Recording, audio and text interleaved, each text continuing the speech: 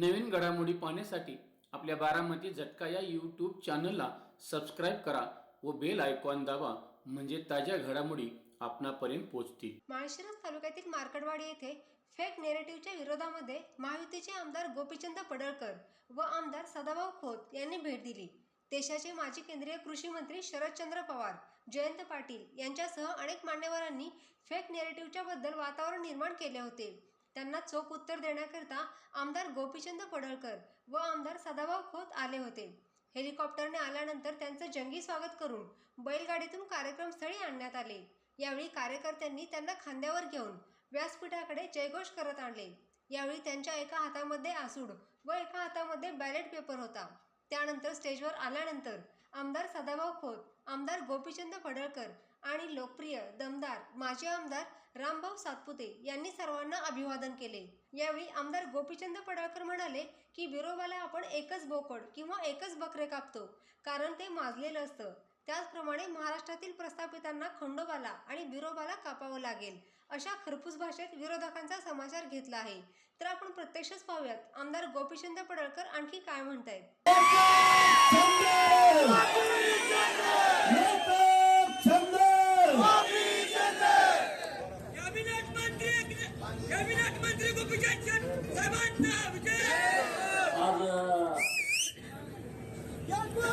मार्कडवाडी येथे तुम्हा सर्वांना भेटण्यासाठी, तुमच्याशी बोलण्यासाठी आज उपस्थित माननीय सदाभाऊ खोत, या विधानसभा मतदारसंघाचे नेते माननीय रामभाऊ सातपुते, या गावचे माजी सरपंच माननीय विजय मार्कड, सोपान वाघमोडे, अप्पाजी मार्कड, पांडुरंग चोपडे, भगवान कुडलकर, महेश मार्कड, आनंदा मार्कड, अनुसयाताई मार्कड, या मंचावरती उपस्थित सर्व मान्यवर, अखंड महाराष्ट्राचं आणि अखंड देशाचं लक्ष मार्कडवाडीकडे लागून राहिलेलं आहे। आणि म्हणून जेव्हा मार्कडवाडीतून आम्हाला फोन आले की मार्कडवाडीतून एकच बाजू महाराष्ट्राच्या समोर जातीये की मार्कडवाडीतल्या लोकांना बॅलेटवरती मतदान हवं आहे, आणि म्हणून तुम्ही आणि सदाभाऊनी या गावात आलं पाहिजे। तुम्हाला पाहिजे का बॅलेटवरती मतदान मार्कडवाडीवाल्यांना? जोरात सांगा, कळू द्या। मीडियावाल्यांना माझी विनंती आहे, ही सगळी मार्कडवाडीचे लोक कोण कोण आहे हात वर करा। हे बघा, आपलं गावच आहे। तर तुम्हाला बॅलेटवरती मतदान पाहिजे आहे का? हात वर करून सांगा, तुम्हाला बॅलेटवरती मतदान पाहिजे आहे का? जोरात सांगा, पवाराला ऐकू गेलं पाहिजे। नाही का? ईव्हीएम वरती तुम्ही महायुतीच्या बाजूने मतदान केलंय का? कुणी कुणी केलंय? हात वर करा। कुणी कुणी केलंय? हात वर करा, जरा कळू द्या। हात जरा थोडा वेळ धरा। आणि म्हणून आम्ही ठरवलं की मार्कडवाडी गावामध्ये गेलं पाहिजे। महाराष्ट्रामध्ये आणि देशामध्ये मार्कडवाडी पॅटर्न आणि पहिल्यांदा पॅटर्न कुणाला दिसला? अरे, माझं रक्ता मांसाचं गाव आहे, माझ्या पै पाहुण्यांचं गाव आहे, 90% इथं धनगर समाज राहतो। आणि मग माझी जबाबदारी वाढली, त्याने धनगरांना पुढं काय केलं की म्हणजे या महाराष्ट्रातला धनगर समाज लोकशाहीच्या माध्यमातून जी निवडणूक प्रक्रिया पार पडते त्याच्या विरोधात आहे, असं वातावरण करण्याचं महापाप शरद पवारांनी केला। म्हणून आम्ही मार्कडवाडीला जायला। अरे, 100 शकुनी मेल्याच्या नंतर एक पवार जन्माला आलाय। 100 शकुनी मेल्याच्या नंतर एक शरद पवार जन्माला आलाय। हे तर डोकं बघा की धनगर समाज हा कायदा मानत नाही, धनगर समाज हा लोकशाही मानत नाही। अरे, 100 गावाच्या विधानसभा मतदारसंघामध्ये माझ्याच मार्कडवाडीला का पुढे केला? आणि म्हणून मी आणि सदाभाऊ इथं तुमच्या गावामध्ये आलो आहे। आणि या हिंदुस्थानातला धनगर समाज हा लोकशाहीला मानतो। या भारताच्या नवनिर्मितीमध्ये धनगरांचा सिंहाचा वाटा आहे। जी संसद भवन आज दिल्लीमध्ये डोमाला उभी आहे, जे राष्ट्रपती भवन दिल्लीमध्ये उभा आहे आणि त्या सगळ्या जमिनी आहेत त्या होळकरांच्या रायसोनी गावामध्ये उभ्या आहेत. अरे ही लोकशाही मजबूत करण्यासाठी या होळकरांचा सिंहाचा वाटा आहे आणि म्हणून पवारांचा डाव लाथानं उधळून टाकण्यासाठी आज आम्ही तुमच्या समोर आलो आहे. बरोबर आहे की चुकीचं आहे?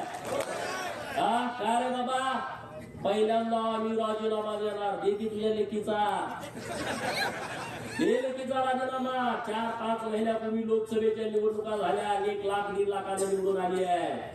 जे तुझ्या त्या कर्जत जामखेडच्या नातबाचा 1100 मताने निवडून आलाय, जे त्या जयंत पाटलाचा परवा आला होता ना, जयंत पाटील इथं कोणावरती साथी आसरा घेऊन आला होता ना, दिसायला फेकला राजबिंडा, तितकाच कपटी, तितकाच नीच, तितकाच जातीवादी. दिला त्याचा राजीनामा. या तिघांचा राजीनामा द्या आणि हे ईव्हीएमचं आंदोलन सुरू करा. आणि राहुल गांधींनी त्यांनी स्वतःचा आणि त्याच्या बहिणीचा देऊ दे ना राजीनामा आणि मग या आंदोलनामध्ये येऊ दे ना. बरोबर आहे की चुकीचं आहे? बरोबर आहे का चुकीचं आहे?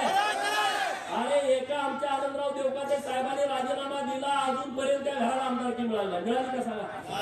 मिळाली? तुम्ही बळीचे बकरी आम्हाला करता, तुम्ही व्हा ना, तुम्हाला विरोधाला कापतो ना आम्ही मारलेला. बरोबर ना? आपण विरोधाला कुणाला कापतो? बोकाड, कुठलं बोकाड कापतो? 10 बोकड आपल्याकडे असते, कुणाला कापतो? बकरी आपल्याकडे 100 असते, पण त्यातल्या एकालाच काय कापतो? कारण ते माजलेला. आणि म्हणून या महाराष्ट्रातल्या प्रस्थापितांना आपल्याला बिरोबाला आणि खंडोबाला कापावं लागेल. कापायचं की नाही कापायचं? आज महाराष्ट्रामध्ये आणि देशामध्ये निवडणुका झाल्या, ईव्हीएमच्या नावानं तुम्ही आता गळा काढताय. सदाभाऊनी त्यांच्या भाषेत तुम्हाला सांगितलं, अरे बाबा ही ईव्हीएम आले कधी? तुम्ही त्याच्यानंतर 2 वेळा केंद्रामध्ये सत्ता भोगली. 2009ला हे शरदचंद्रजी पवार या माढा लोकसभा मतदारसंघातून ईव्हीएम वरती निवडून गेले की नाही गेले सांगा? 5 वर्ष तुमचे प्रतिनिधी होते. तुमच्या गावात किती वेळा आलते? मार्कडवाडीमध्ये किती वेळा आलते? जरा जोरात करून अरे संधी साधायचा असला का हा माणूस कुठे येतो बघा. तुमचा प्रतिनिधी होता तेव्हा हा माणूस तुमच्या गावात आला नाही, एकदा पण आला नाही. अरे तुमच्या गावात काय, या माढा लोकसभा मतदारसंघामध्ये शेकडो गावात हे कधी गेले नाही आले. याला तुमचं काही देणं गेलं नाहीये. यांचं कसं आहे, आमच्याच कोंबड्याला बाग दिली पाहिजे आणि मग उजाडलं पाहिजे. हा जो गेल्या 50 वर्षापासूनचा प्रयोग सुरू आहे, तो प्रयोग आता त्यांचा कोंबडा देवाभाऊनी कापून खाल्लेला आहे. बरोबर? त्यांचा आता कोंबडा ओढू शकत नाही आणि त्यामुळे त्यांच्या तळपायाची आत मस्तकात गेलेली आहे. आणि म्हणून ठरवलं की आपल्या लोकांशी जाऊन बोललं पाहिजे. समोर जे आंदोलन करताय त्याही भावांना माझी विनंती आहे, अरे तुम्ही चुकीचा पायदा पाडायला लागलाय. कुणासाठी तुम्ही आंदोलन करताय? कसलं आंदोलन करताय? अरे जर समाजाचं आंदोलन असतं, आम्ही सरकारचा विचार केला नसता, आम्ही तुमच्या बाजूने ठामपणे उभं राहिला असतो. आज जे मार्कडवाडीतून जे आंदोलन उभा करताय ना, हे सरंजाईशाही, हे मोहिते असतील, हे पवार असतील, त्यांना वाटतंय की आम्हीच या लोकांना गुलाम बनवून आम्हीच इथले राजे आहोत लोकशाहीतले सुद्धा. अरे डॉक्टर बाबासाहेब आंबेडकर साहेबांनी जेव्हा संविधान आणलं ना, तेव्हा राजे आणि पोतराजे एका लेवलला आणून बसवले, यामध्ये फरक ठेवला नाही. आणि तुम्ही आता लोकशाहीमध्ये गेले अनेक वर्ष या महाराष्ट्राच्या सत्तेमध्ये ठाम मानून होता आणि आता तुम्ही बाजूला झाल्यानंतर तुम्हाला वाईट वाटतंय. तुमच्या पोटामध्ये काळा उठते. तुमच्या पोटात किती जरी काळा उठल्या तर देवाभाऊ नावाचा डॉक्टर आलाय, चुन्याची गोळी देऊन तुम्हाला बरं करताय. तुम्ही आता पैसे घेऊ नका. ईव्हीएम घोटाळा होतोय. अरे माझं 2019ला मी बारामतीमध्ये उभा होतो, माझं डिपॉझिट जप्त झालं, मी भारतीय जनता पार्टीचा उमेदवार होतो. ईव्हीएम मध्ये जर घोटाळा असता तर माझं डिपॉझिट गेलं असतं का? तुम्ही साधा विचार करा. गेलं असतं का सांगा? जरा तरी जवळ आणून चिटकवलं असतं का नसतं? जरा तरी जवळ. अरे 2024च्या लोकसभेमध्ये तुमचे 31 खासदार निवडून आले, तेव्हा ह्याची स्टेटमेंट काय होती पवारांची? महाराष्ट्र आणि महायुतीचा सुपडा साफ केला. बघा पेपर काढून. बघा युट्यूब वरती बातम्या काढून. महाराष्ट्राची जनता माफ करणार नाही. त्यांनी तुम्हाला हद्दपार केलं 4 महिन्यापूर्वी यांची स्टेटमेंट, आणि आता तुम्हाला हद्दपार केलं तर ईव्हीएमच्या मागे पवार लढायला लागले. आणि ईव्हीएम बारकी मशीन आहे, त्याच्या मागे पवारासारखा माणूस लढू शकतो का? तो लढायला लागले. सदाभाऊनी तुम्हाला सांगितलं बॅलेटवरच्या या निवडणुका काय पाहिजे. डॉक्टर बाबासाहेब आंबेडकर साहेब 1952 लोकसभेला उभा होते. त्यांचा 14,000 मतांनी पराभव झाला आणि 74,000 मतं त्यांनी बाद केली होती. 74,000 मतं बाद. हे टगे लोक काय करायला माहिती का? तुमचं बॅलेटवर आहे, दुसरी टिक मारली, बाद झाला. चिठ्ठी गिळून खाल्ली, विषय संपला. चिठ्ठी पळवून गेली, विषय संपला. आता यांना यात हस्तक्षेप करता येत नाही. आज हे मीडियामध्ये काय सांगताय की अमेरिकेमध्ये सुद्धा ईव्हीएम वापरलं जात नाही. किती खोटं सांगायचं बघा. आज देशामधल्या अनेक राष्ट्रांमध्ये ईव्हीएम वरती निवडणुका होत आहेत. त्यामध्ये अमेरिकेमधले काही राज्य आहेत, त्यामध्ये ऑस्ट्रेलिया आहे, त्यामध्ये बेल्जियम आहे, Bulgaria, Switzerland, Canada, Mexico, Argentina, Brazil, Chile, Peru, Venezuela, Namibia, Nepal, Bhutan, Armenia, शेजारचा आपल्या बांगलादेश. आणि याच्यापेक्षा काय, जो राहुल गांधी तुमच्या गावामध्ये येणार आहे त्याच्या आजोळात इटलीमध्ये सुद्धा ईव्हीएम वरती निवडणुका होत आहेत. राहुल बाबाला माझा सवाल आहे, पहिला आजोळला जा, मामाच्या गावाला जा. झुक झुक झुक झुक आगेनं गाडी, पुराच्या रेच्या हवेत गाडी, पळती झाडे पाहूया, मामाच्या गावाला जाऊया. आमच्या लहानपणी आम्ही म्हणत होतो तू विमानात जा. आणि इटलीमध्ये काय ईव्हीएम मधून मतदान होतं याचा अभ्यास कर ना. किती या देशामध्ये खोटं पसरवायचं. आपल्याला एक म्हण आहे, खरं घरातून बाहेर पडेपर्यंत चप्पल घालूपर्यंत खोटं गावभर हिंडून येतं. खरं घरातून बाहेर पडेपर्यंत चप्पल घालेपर्यंत खोटं गावभर हिंडून येतं. महाराष्ट्रामध्ये आणि देशामध्ये तसं झालंय. नरेंद्र मोदी साहेबांचं खरं चप्पल घालून तर राहुल बाबाचं खोटं अकर देशभर पसरत आहे. इकडं शरद पवार देवाभाऊचं खरं चप्पल घालून तर बाहेर पडूस तर शरद पवारचं खोटं आता महाराष्ट्रावर पसरतोय. असं झालं, तसं झालं, अमुक झालं, तमुक झालं. अरे पारावरती गप्पा मारताना पवार साहेब लय खतरनाक माणूस आहे, पवार साहेब माणूस हुशार आहे. अरे आतापर्यंत शरद पवार हा विश्वासघातकी माणूस आहे हे सगळ्या लोकांना माहित होतं. कुणाकुणाला माहित होतं हात वर करा. सगळ्याला कुणाकुणाला माहित होतं त्याने हात वर करा की शरद पवारांचं संपूर्ण राजकारण हे विश्वासघातावरती अवलंबून आहे. याबद्दल महाराष्ट्रातल्या कुठल्याच माणसाच्या मनामध्ये शंका नव्हती. का होती कुणाच्या मनामध्ये शंका? पण शरद पवार हुशार आहे असं सगळी माणसं म्हणत होती. शरद पवारांना अक्कल जास्त आहे, कधी काय करत सांगता येत नाही. हे म्हणणं तुमचं खरं होतं का नाही सांगा. पण मार्कडवाडीच्या पॅटर्न मध्ये पवारांनी लक्ष घातल्यानंतर पवार विश्वासघातकी आहेत हे सगळ्यांना मान्य होतं. पण पवारांची अक्कल सुद्धा संपलेली आहे हे आता मार्कडवाडीच्या आंदोलनामधलं माहीत झालेलं आहे. बरोबर ना? अरे बाबा काय आंदोलन तुम्ही करताय, काय प्रक्रिया तुम्ही समजून घ्या. या महाविकास आघाडीच्या नेत्यांना मी आणि सदाभाऊंनी आवाहन केलं होतं. मुंबईमध्ये महात्मा गांधींच्या पुतळ्याच्या समोर बसून हे आवाहन केलं होतं की 2017 साली निवडणूक आयोगानं आवाहन केलाय, जर यामध्ये काही घोटाळा असेल तर तुम्ही समोर या आणि आम्हाला दाखवून द्या. 2017 पासून 2024 पर्यंत एकही माणूस तिथं ईव्हीएम मशीन हॅक होते याचा पुरावा घेऊन गेला नाही. आणि आम्ही सुद्धा आवाहन केला होता, तुम्ही कशाला असं खोटं सांगताय लोकांना. जर ईव्हीएम हॅक होत असेल, ईव्हीएम मध्ये सेटिंग झाला असेल तर तुम्ही सगळे समोर या आणि आम्हाला दाखवून द्या की ईव्हीएम मध्ये अशा अशा पद्धतीने घोटाळा होतोय. एकही माणूस पुढे यायला तयार नाही. बक्षीस पण आम्ही जाहीर केलं. जयंत पाटील इथं आले होते परवा, चेहरा बघितला, लय डिम पडलं होतं. अरे 22 तारखेला संध्याकाळी हा माणूस मुख्यमंत्री होणार म्हणून नव्या नवरी सारखा नटला होता, इकडं तिकडं फिरत होता की मुख्यमंत्री होणार. आणि सकाळी 11 वाजता गारद झाला, एकदम गडी डिम पडलाय. एकदम असा राजविंडा गडी पण असा डिम पडलाय. आणि तो काय म्हणतोय, कार्यकर्त्याची मिटिंग घेऊन आपला विजय हा 61,000 मतांनी झाला. निवडून किती मतांनी आलाय? 11,000. भाजपवाल्यांनी 50,000 मतं यात अगोदरच सेट केले.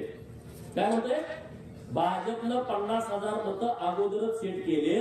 म्हणून मी आणि सदाभाऊनं घोषणा केली, जर जयंतराव पाटील बाहेरच्या देशामध्ये शिकलेले आहेत, इंजिनियर आहेत, त्यांनी जर हे सिद्ध केलं तर मी 50 रुपयाचं बक्षीस देईन आणि सदाभाऊ 51 रुपयाचं बक्षीस देईन. असं 101 रुपयाचं बक्षीस आम्ही जाहीर केलंय. लायकीप्रमाणे बक्षीस द्यावं लागतं. दुसरा कोणी हॅकर असेल तर त्याला 11 लाख रुपयाचं आमचं वेगळं बक्षीस आहे. त्यानं जर त्याच्या बुद्धिमत्तेने हॅक केला तर काय प्रकार आहे. किती खोटं बोलायचं, लोकांना किती खोटं सांगायचं. जयंत पाटलांना ही प्रक्रिया माहित नाही ईव्हीएमची, शरद पवारांना ही प्रक्रिया माहित नाही. मी आवाहन करतो मार्करवाडीतून शरद पवारांनी राष्ट्रवादी काँग्रेसच्या खासदारांचं, राष्ट्रवादी काँग्रेसच्या आमदारांचं एक प्रशिक्षण घ्यावं आणि या देशामध्ये निवडणुका कशा होतात त्याचं प्रशिक्षण पहिल्यांदा त्यांना द्यावं आणि मग महाराष्ट्राच्या समोर यावं. अरे आंदोलन करायला हरकत नाही, पण मार्करवाडीमध्ये मतदान घेण्यास प्रशासनाचा विरोध. बघा, एका बाजूला हे लोकसभेला काय म्हणले की भाजप संविधानाच्या विरोधात आहे, भाजप संविधान बदलू पाहत आहे. आणि आता विधानसभेची निवडणूक झाल्यानंतर तुम्ही मार्करवाडीमध्ये बॅलेट वरती मतदान घेण्याचा आग्रह करताय. म्हणजे तुम्ही कायदा मानत नाही, म्हणजे तुम्ही संविधानाला मानत नाही. शरद पवारांचा हम करे सो कायदा सुरू आहे, ते देशामध्ये संविधानाला मानत नाही. अरे साधं गणित आहे. लोकप्रतिनिधी अधिनियम आहे 1951, कलम 19A, कलम 20 आणि कलम 20A काय म्हणताय की या देशामध्ये निवडणूक घेण्याचा अधिकार फक्त इलेक्शन कमिशन ऑफ इंडियाला आहे किंवा त्यांच्या लोकांना आहे. याच्या व्यतिरिक्त दुसरा माणूस निवडणूक घेऊ शकत नाही. म्हणजे दुसऱ्या त्यांच्या मशिनरीला, म्हणजे कोणाला कलेक्टरांना लोकसभेची निवडणूक, प्रांतांना विधानसभेची निवडणूक, बीडीओ आणि तहसीलदारांना पंचायत समिती आणि जिल्हा परिषदची निवडणूक घेण्याचा अधिकार आहे. दुसऱ्या कुठल्याही माणसाला ही निवडणूक घेता येत नाही. एवढं साधं जर शरद पवारांना कळत नसेल तर एवढा इतके वर्ष महाराष्ट्र यांच्या ताब्यात होता, मग यांनी राख रांगोळी महाराष्ट्राची केली की नाही केली सांगा तुम्ही. एवढं जर यांना कळत नसेल हे समजून सांगा गावातल्या लोकांना. निवडणुकीच्या अगोदर एफएमसी केली जाते, फर्स्ट लेवल चेकिंग. एफएमसी म्हणजे काय आहे, त्या ज्या सगळ्या ईव्हीएमच्या मसनी आहेत ना, त्या मसनी सोलापुरात, त्या मसनी सांगली, त्या मसनी साताऱ्यात, त्या पुण्यात जिल्ह्याच्या ठिकाणी असतात गोडाऊनमध्ये. तिथं प्रत्येक पक्षाच्या प्रतिनिधीला बोलवलं जातं. भाजपा, राष्ट्रवादी, शिवसेना, उद्धव सेना, शरद पवारची राष्ट्रवादी, काँग्रेस, छोटे पक्ष, बसपा असेल, माकप असेल, सेकाप असेल, रासप असेल, रिपाई असेल, रयत संघटना असेल, या सगळ्या पक्षाच्या प्रतिनिधीला बोलवलं जातं आणि तिथं फर्स्ट लेवल चेकिंग केलं जातं. म्हणजे काय केलं जातं, तुमच्या विधानसभा मतदारसंघामध्ये जेवढ्या मसनी आहेत, जेवढे बूथ आहेत, त्या मसनीपैकी 1% मशीनवरती 1200 मतदान पोलिंग करून घेतली जातात. किती? 1200 मतदान तुमच्या समोर. आणि मग ते चेक केलं जातं हे 1200 मतदान पडले का. परत 2% मसनी त्यातल्या घेतल्या जातात, त्यामध्ये 1000 मतदान चेक केलं जातं. 1000 वेळा मतदान द्यायचं आणि ते चेक करायचं त्याला दिलंय का. आणि मग तिसऱ्या वेळा परत 2%, त्यामध्ये 500 मतदान द्यायचं. हे 2%, 2% 1%, 5% झालं. आणि राहिलेल्या सगळ्या मसनीवरती एका मशीन मध्ये 16 उमेदवार असतात, त्या प्रत्येक मसनीवरती 6 प्रत्येक उमेदवाराला मतदान द्यायचं आणि ते चेक करायचं. हे चेक त्यांच्या समोर करायचं, त्यांनी सह्या करायच्या सगळ्या प्रतिनिधीने. आणि मग जेव्हा ही मशीन आपल्या गावात येते ना बूथ वरती, तिथं आल्यानंतर आपल्या सगळे आपण मतदान प्रतिनिधी असतो, त्यांच्या समोर प्रत्येक मशीनवरती 50 मतदान करून घ्यायचं. किती येण्यात कोणाला काढताय. अरे आमचा मेंढका सुद्धा हुशार झाला पवाराच्या पार्टीच्या लोकांना. मेंढक्याला सुद्धा अक्कल आली. अरे म्हणजे आमचा मेंढका जर आमदार झाला तर तुमच्यापेक्षा चांगलं काम करू शकतो. तर तुम्ही लोकांची दिशाभूल करताय, लोकांना फसवताय, लोकांना खोटं सांगताय. पवारांना माझं आव्हान आहे, मार्करवाडी पॅटर्न पवारांना का जवळचा वाटतोय. मी मीडियामध्ये पण सांगितलं, पवारांना अट्रॅक्शन मार्करवाडीचं काय आलं, राहुल गांधीला अट्रॅक्शन मार्करवाडीचं काय येत आहे, तर त्याचं कारण मित्रांनो वेगळं आहे. नाना भाऊ यायला लागले पाणी करायला. त्याचं काय वेगळं गणित आहे की या देशातली जनता नरेंद्र मोदी साहेबांना परत 2029 ला पंतप्रधान करणार आहे. तुमचं काय मत आहे? तुमचं काय मत आहे? हे लोकमत आहे, बरोबर की नाही बरोबर? नरेंद्र मोदी साहेब परत 2029 ला पंतप्रधान होणार आहे. आता देवाभाऊ 5 वर्षासाठी महाराष्ट्रात मुख्यमंत्री झाले.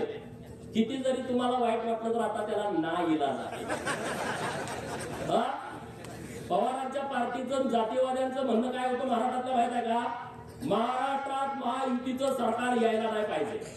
बघा, पहिली यांची इच्छा मोहितेंची काय, महाराष्ट्रात महायुतीचं सरकार नाही आलं पाहिजे. महाराष्ट्रात जर महायुतीचं सरकार आलं तर भाजपचा मुख्यमंत्री झाला नाही पाहिजे. दुसरी इच्छा. तिसरी इच्छा काय, जर भाजपचा मुख्यमंत्री झाला तर देवाभाव झाला नाही पाहिजे. अरे आमचा मसोबा, बिरोबा, खंडोबा, भुडोबा, माकुबाई, नीनाबाई सगळे आमचे देव जागे आहेत रे. तिथला बहुजन जागा आहे गावगाड्यातला. गावगाड्यातल्या लोकांनी डोळे उघडून बघितलं की बाबानो हे देवाभाव का लागतोय, नरेंद्र मोदी साहेब का पाहिजे. ईव्हीएम हॅक केली, ईव्हीएम हॅक केली. होय, ईव्हीएम हॅक केली दिवाण सर. पण कुणी केली? लाडक्या बहिणीने हॅक केली. 1500 रुपये माझ्या बहिणीला दिले. सुप्रिया सुळे काय म्हणाल्या, 1500 रुपये काय होतंय? बातमी बघितली होती ना टीव्हीवर. 1500 रुपये काय होतंय? मी सांगितलं, चॅनेलवाल्यांनी मला विचारलं, ताई असं बोलतं की 1500 रुपये मध्ये काय होतंय. मी त्या चॅनेलवाल्यांना सांगितलं, हे 1500 रुपये मुंबईमध्ये ताज हॉटेलला बसून 1500 रुपयाची कॉफी पिणाऱ्यासाठी नाही. हे 1500 रुपये ट्रायडंट हॉटेलला 1000 रुपयाचा चहा पिणाऱ्यासाठी नाही.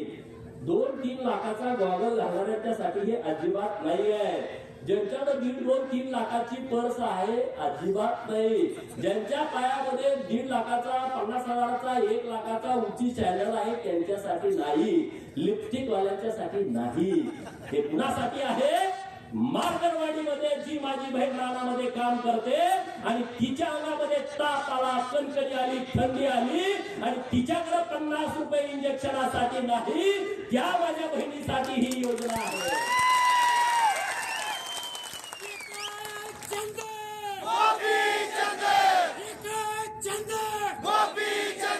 दुपारची शाळा सुटल्यानंतर पोरग पळत पळत पळत येते, आई आई आई मला 10 रुपये पाहिजे आईस्क्रीम घ्यायला. आणि जेव्हा आई घरामध्ये जाते, डब्यामध्ये बघते, गाडग्यामध्ये बघते, चुलीजवळ बघते, तिच्याकडे 10 रुपये नाहीत आणि म्हणून तिच्या डोळ्यात पाणी येते की मी माझ्या लाडक्या पोराच्या हातामध्ये खाऊसाठी 10 रुपये देऊ शकत नाही. त्या लाडक्या बहिणीसाठी ही आमची योजना आहे. आणि म्हणून महाराष्ट्रातल्या लाडक्या बहिणीनं ही ईव्हीएम मशीन हॅक केली. या महाराष्ट्रातल्या ओबीसीनं 346 जाती असणाऱ्या ओबीसीनं भट्ट्यानं या महाराष्ट्रातल्या लोकांनी ईव्हीएम मशीन हॅक केली. सगळी मतं ही महायुतीच्या बाजूने दिली. या महाराष्ट्रातला गरीब मराठा ताकदीनं देवाभाऊच्या पाठीमागे उभा राहिला, त्यानं ही मशीन हॅक केली. मित्रांनो, गावातल्या कोतवालाला जाऊन भेटा. 7,500 पगार वाढवला, परत 10% वाढवला. कोतवालाचं गावाचं मग किती असते तुम्हाला माहित आहे? कोतवालाच्या पुढे कोण जाते का? नाहीतर उतारा उलटा पालटा करून टाकते. या महाराष्ट्रातल्या कोतवालाचा 7,500 पगार वाढवला. त्या कोतवालाने आमच्या बाजूने मतदान केलं, त्यांनी ईव्हीएम मशीन हॅक केली. गावातला पोलीस पाटील इथं कोण आहे का? पोलीस पाटील 8,500 मानधन वाढवलं या महाराष्ट्रातल्या पोलीस पाटलांचं. Police Patil EVM machine hack करायची सोडलं का सांगा? 5 वर्ष आंदोलन करत आम्हाला हे द्या, आम्हाला कुणी काय दिलं नाही. देवाभाऊनी 8,500 वाढवून टाकले. पोलीस पाटलाला तोय पाहुणे नातेवाईक असते नाही, पाटील गावात रुबाबदार असते, दिलं नसतंय काम पाटलाचं. पाटलाच्या नातेवाईकांनी मशीन हॅक करून टाकली. सगळे माहितीच्या बाजूने मतदान करून टाकलं की नाही टाकलं सांगा? होमगार्ड पोरं आंदोलन करते, 180 दिवस आम्हाला काम द्या आणि आमच्या मानधनात दुप्पट वाढ करा. कधीच कुणी केली नाही. देवाभाऊने केली, दुप्पट वाढ करून टाकली. पोलीस ड्रेसमध्ये असणारा माझा होमगार्ड भाऊ खुश झाला, त्यानं ईव्हीएम मशीन हॅक केली. 1 रुपयामध्ये विमा. त्या द्राक्ष बागायतदार शेतकऱ्याला विचारा, त्या डाळिंब बागायतदार शेतकऱ्याला विचारा, त्या ऊसवाल्याला विचारा, त्या कापूसवाल्याला विचारा. 1 रुपयामध्ये विमा. अरे शेतकरी खुश झाला. झिरो लाईट बिल, शेतकरी खुश झाला. मी विचारलं शेतकऱ्यांना प्रचाराला गेल्यावर किती बिल होतं तुमचं, म्हणला 5 लाख. घेतल्यापासून भरणंच नाही. 3 लाख 2 लाख. तो काय पवारच्या बाजून मतदान करेल का? कारण का सांगा ना, ज्याचं लाईट बिल 3 लाख 4 लाख 5 लाख माफ झालं तो पवारांच्या बाजूने मतदान करेल का? नाही करणार. त्यानं ईव्हीएम मशीन हॅक केली. निबंध सुटले ईव्हीएम मशीनच्या नावाने. ज्या लोकांनी मशीन हॅक केली मित्रांनो, या राज्यामध्ये पहिल्यांदा मेंढपाळाला चराई भत्ता द्यायचा निर्णय सरकारने घेतला आहे. जातोय ना मेंढराकडं, फॉरेस्ट वाला म्हणतोय तुला येऊ देत नाही. म्हणलं राहू दे, येऊ देत नाही तर पैसे दे रान घ्यायला. आणि सरकारनं निर्णय केला, एका मेंढपाळाला एका महिन्याला 6,000 रुपये, 4 महिन्याचे 24,000 रुपये. त्या मेंढक्याने ईव्हीएम मशीन हॅक केली. महाराजा यशवंतराव होळकर महामेश योजना आली आहे, त्या मेंढक्याला त्याचा लाभ होतोय. त्यानं तुमची ईव्हीएम मशीन हॅक केली आहे. या महाराष्ट्रातल्या गरीबाची पोरं प्रत्येक जिल्ह्याला 100 मुलं मराठा समाजाची, 100 मुली मराठा समाजाच्या हॉस्टेलला राहत आहेत. 100 मुलं ओबीसीची, 100 मुलं ओबीसीच्या मुली त्या हॉस्टेल चालू केली. त्यांच्या आई वडिलांनी ईव्हीएम मशीन हॅक केली आहे. ही ईव्हीएम मशीन त्यांनी हॅक केलेली आहे. या महाराष्ट्रातल्या सगळ्या मुलींचं उच्च शिक्षण सरकारनं मोफत केलं. मेडिकलचं, इंजिनिअरिंगचं, बी.फार्म. त्या मुलीच्या आई वडिलांनी, आजोबांनी, पंजोबांनी ही ईव्हीएम मशीन हॅक केली का नाही सांगा? या देशातल्या महाराष्ट्रातली 73 मंदिरं आपल्या सरकारच्या माध्यमातून 60 वर्षाच्या वरचे जे आपले आई वडील आहेत त्यांच्यासाठी मोफत दर्शन सुरू केलं आहे. केदारनाथला जावा, अमरनाथला जावा, तुम्ही कुठे जा, काशीला जावा. हे सगळं त्या भाविकांनी मशीन हॅक केली आहे. 50% सूट घेऊन ज्या भगिनीनं एसटीचा प्रवास केलाय, कुणी केलाय प्रवास 50% सूट मध्ये, तेव्हा माझ्या सगळ्या बहिणी आहेत, या बहिणींनी ती मशीन हॅक केलेली आहे. महाज्योतीच्या माध्यमातून या महाराष्ट्रातल्या ओबीसीची 1000 पोरं तहसीलदार झाली, प्रांत झाली, PSI झाली, DYSP झाली, कलेक्टर झाली, SP झाली. त्या बहुजनांच्या पोरानं, ओबीसीच्या पोराच्या आई वडिलांनी मशीन हॅक केलेली आहे. 22 पोरं महाज्योतीच्या माध्यमातून वैमानिक झाली. अरे पवाराला कधी कळलं होतं का? कुंभाराचं, सोनाराचं, सुताराचं, लोहाराचं पोरग वैमानिक झाला आणि त्याचा सगळा खर्च माझ्या सरकारनं महाज्योतीच्या माध्यमातून भरलाय. त्याच्या पै पाहुण्यांनी मशीन हॅक केली आहे. एक सांगू का, अनेक सांगू, किती गोष्टी तुम्हाला सांगू. या सगळ्या मशीनी हॅक झालेत का नाही, हे केंद्राच्या आणि राज्याच्या योजनेतून हॅक झालेल्या आहेत. आणि त्यामुळे तुम्ही नुसत्या बोंबा मारू नका. तुम्ही किती जरी बोंबा मारल्या तर त्याचा उपयोग होणार नाही. अरे मार्करवाडीचं आंदोलन झालं, आतापर्यंत शरद पवारांनी कारखाना हायजॅक केला हे मला माहित होतं. आतापर्यंत शरद पवारांनी रयत शिक्षण संस्था हायजॅक केली हे मला माहित होतं. सूतगिरण्या हायजॅक केल्या हे मला माहित होतं. यशवंत चव्हाण प्रतिष्ठान ते हायजॅक केलं माहित होतं. पण हा लबाड लांडगा मार्करवाडीचं आंदोलन पण हायजॅक करतोय याचं मला विशेष वाटलं. आणि तुमचं आंदोलन पण त्याला पळून गेलं. पवारांच्या नावावरती आंदोलन पडलाय. आणि म्हणून मार्करवाडीच्या सगळ्या लोकांना माझं आव्हान आहे, उद्या तुम्ही बसा. हे राजकारण जाऊ द्या बाजूला. हे विधानसभेचा विषय नाही आहे, हे माळशिरस तालुक्याचा विषय नाही. अरे महाराष्ट्राला चुकीच्या पद्धतीनं दिशा देण्याचा प्रयत्न, भारताला चुकीच्या पद्धतीनं दिशा देण्याचा प्रयत्न या मार्करवाडीच्या आडून केला जातोय. तो इथल्या लोकांनी खपवून घेतला नाही पाहिजे. हे चुकीच्या लोकांना तुम्ही खतपाणी घालताय. ज्यांची माती झाली आहे, ज्यांचा स्मशान वाटा झालाय, त्या लोक हे चुकीच्या पद्धतीनं आंदोलन हाताळत आहेत. आणि मुंबईमध्ये बघितलं हे कसं आहे बघा प्रकरण. मार्करवाडीमध्ये प्रशासन गैरवापर करताय म्हणून आम्ही आमदारकीची शपथ घेत नाही. पहिल्या दिवशी तुम्ही बघितलं का? पहिल्या दिवशी काय केलं? आमदारकीची आम्ही शपथ घेत नाही. मग आता दुसऱ्या दिवशी यांनी काय घ्यायची सांगा? बरोबर ना? तुम्हाला एक प्रसंग आहे, तुम्ही ईव्हीएमच्या विरोधामध्ये आहे तर तुम्ही पहिला राजीनामा दिला पाहिजे ना. तुम्ही पहिला राजीनामा देऊन टाका ना सगळेजण सरसकट. तुमच्या कोणाच्या तरी सांगण्यानं बॅलेट वरती निवडणुका होतात. आणि काय धर्मशाळा आहे का? कुणी पण सांगावं आणि कुणी काय करायचं. हे कायद्याचं राज्य आहे, हा कायद्याचा देश आहे. जे संसदेमध्ये चालत आहे, जे महाराष्ट्राच्या विधानसभेमध्ये कायदे होतात त्या पद्धतीनं हा देश चालतो. पवारांनी सांगण्यावरून आणि त्यांच्या बगलबच्च्यांच्या सांगण्यावरून हा देश चालत नाही. राहुल गांधीच्या सांगण्यावरून हा देश चालत नाही. ज्याला ही प्रक्रिया मान्य नसेल त्यांनी राजीनामे द्या. आणि मग तुम्ही आंदोलन सुरू करा. नुसतं तरंगळी कापून शहीद झाल्याचा आव आणू नका. ज्यांना कोणाला द्यायचं आहे ना, आज दिल्लीमध्ये तिथं सुप्रिया सुळेनी ओम बिर्ला साहेबांना जाऊन भेटावं अध्यक्षांना आणि तिथं तात्काळ राजीनामा द्यावा. ईव्हीएम वरती माझा विश्वास नाही आणि म्हणून मी राजीनामा देत आहे आणि मी माझ्या बाबाच्या सोबत आंदोलनात उडी घेत आहे. राहुल गांधी आणि प्रियांका गांधींनी ओम बिर्ला साहेबांना भेटावं आणि डायरेक्ट राजीनामा द्यावा. मीडियाच्या समोर काय राजीनामा देत आहे? आणि रोहित पवार, जयंत पाटील यांनी उद्याच्या उद्या कालच राहुल नार्वेकर साहेबांचे अध्यक्ष म्हणून निवड झालेले आहे, त्यांच्याकडे पहिल्यांदा जाऊन राजीनामा द्यावा.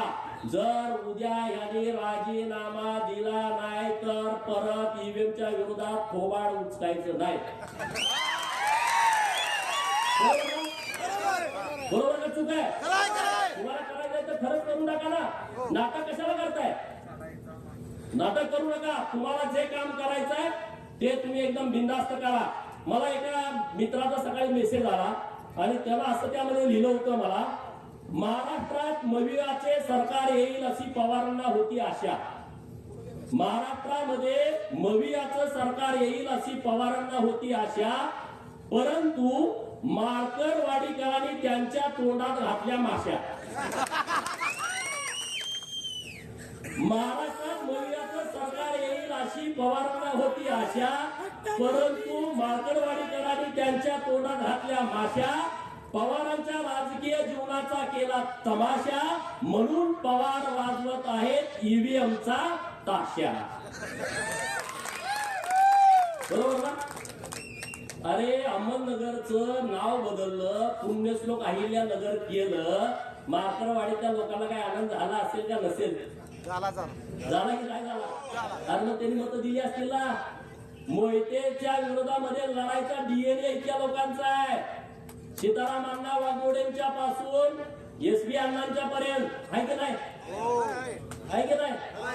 मध्ये काय लगेच बनवत येत एवढे काय गुलाम झालो का आम्ही? हा, आमच्यात काय रग आहे की नाही? हा, रामभाऊच्या डोक्यात तोच विषय आहे, दुसरा विषयच नाही. हा, रामभाऊ प्रचाराची सभा असल्यासारखं ठोकूनच काढतो मोहिते. अरे रामभाऊ सारखा पोरगा, माझ्यासारखा पोरगा, हे भाजपमुळे आमदार झालो आम्हाला केलं असतं का सांगा? आम्हाला आमदार केलं असतं?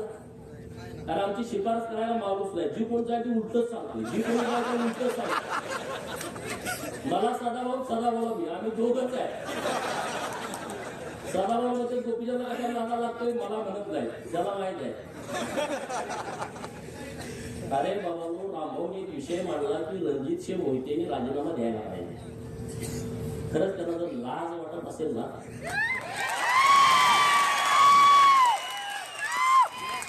अरे आपण ज्या देवाभाऊच्या मुळे माणसात आहोत, जेलमध्ये तुम्ही असता, त्या देवाभाऊच्या अडचणीच्या काळामध्ये तुम्ही लोकसभेला आणि विधानसभेला विरोधामध्ये गेला.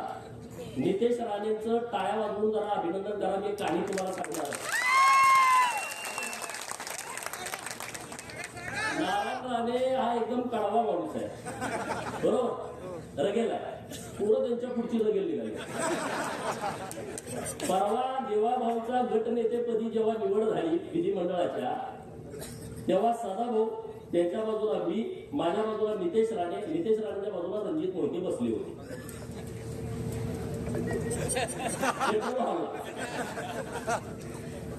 नितेश राणे साहेबांना ते दिसल्या म्हणजे अडचण कसं काय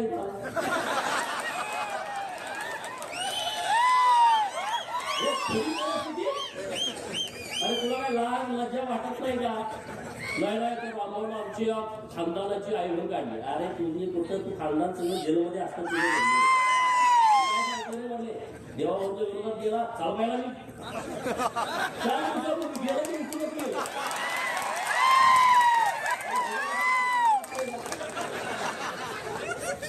सेंट्रल हॉल मध्ये जर कॅमेरा असेल, मला माहित आहे कॅमेरा आहे का नाही तिथं, पण तिथं जे झालं बाकीचे पण आमदार इकडे तिकडे कावरा वाघाच्या कुठे वाघ जन्माला तशी ती आहे. ठोकून काढा. त्याच्यामध्ये देवाभाव आमच्यासाठी महत्वाचा आहे. कुठलं काय काढून बसलाय घराचं सोडलं न्यायला. ही सगळी स्वप्नात होती. हे जे प्रस्थापित आहेत ना, प्रस्थापित नावाची जी जात महाराष्ट्रात आहे ना, त्यांच्या छाताडावरती नाचायला पाहिजे तुम्ही आणि सगळे.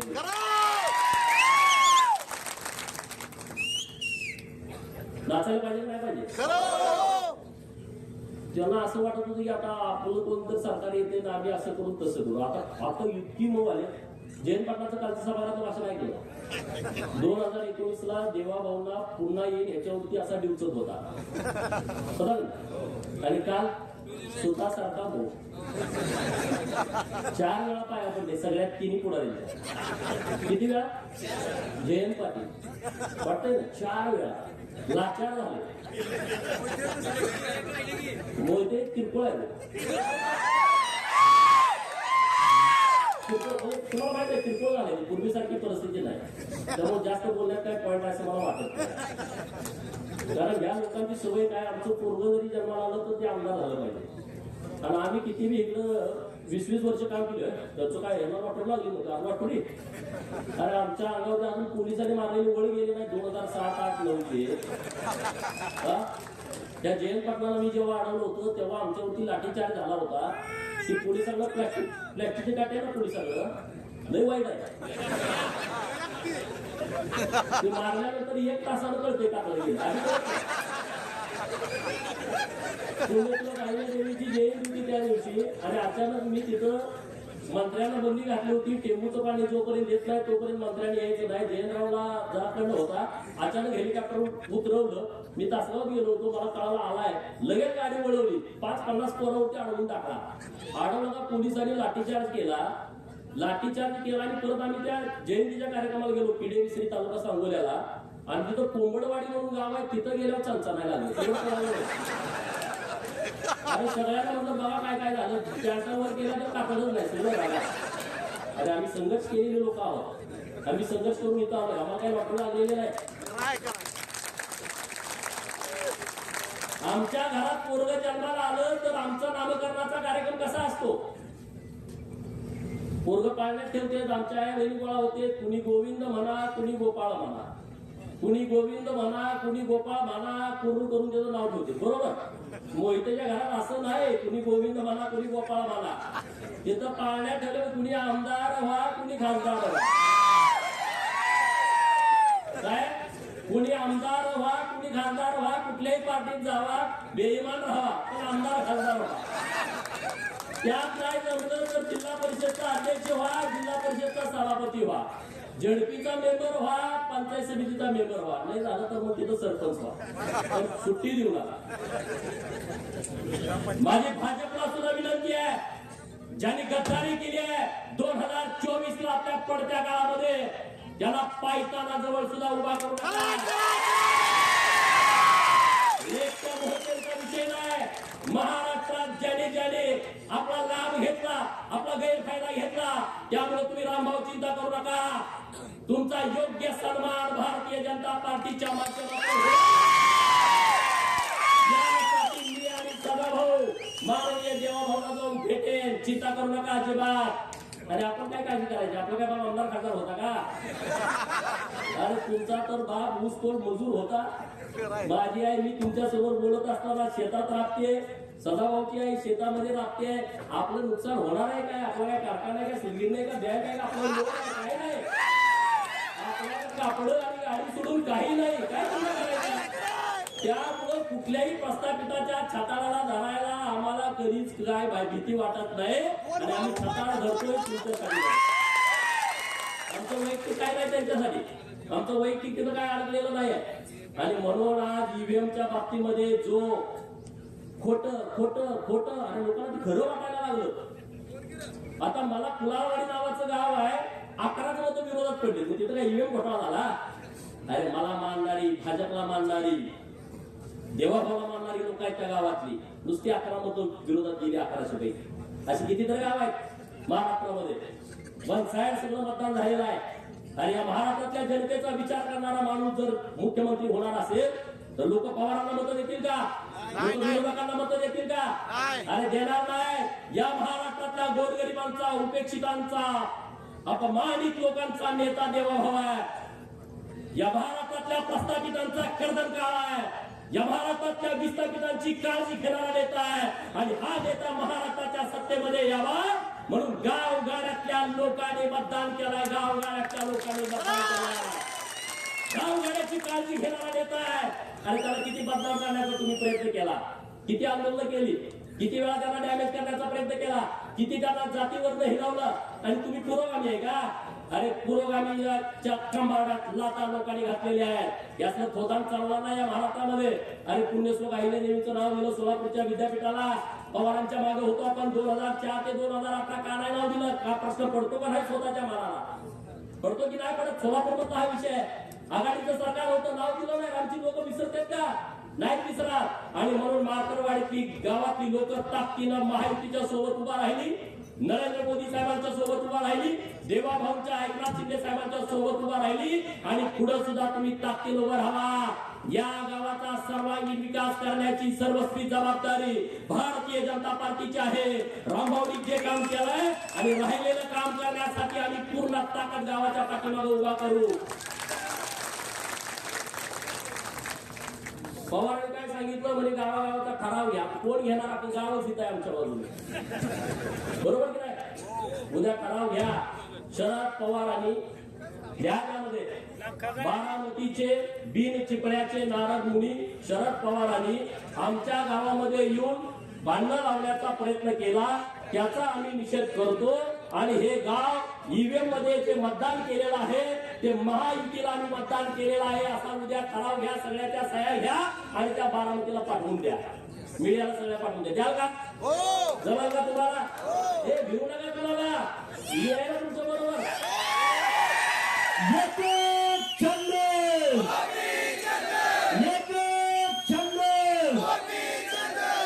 किती वेळा म्हणतो हाणतो तोडतो मारतो. काय तोडलंय का? प्रस्थापित नावाची जात सगळ्यात जास्त भित्री असते. सगळ्यात भित्री. ती वापर कोणाचा करते? प्रशासनाचा. ज्यांना पीआय नसला कधी लाख घालते, ज्यांना डीवायसपी त्यांच्या बाजूचा नसला झोपत नाही, तहसीलदार विरोधातला आला दचकून उठते निघे रात्री. हे प्रशासनावरती चालते. हे घाबरट लोक असतात. सदाभाऊ मी काय उगाच पुढे आलो काय? अरे आम्ही कुणाला पण अंगावर घ्यायची आमची तयार आहे. कुणाला पण सांगा.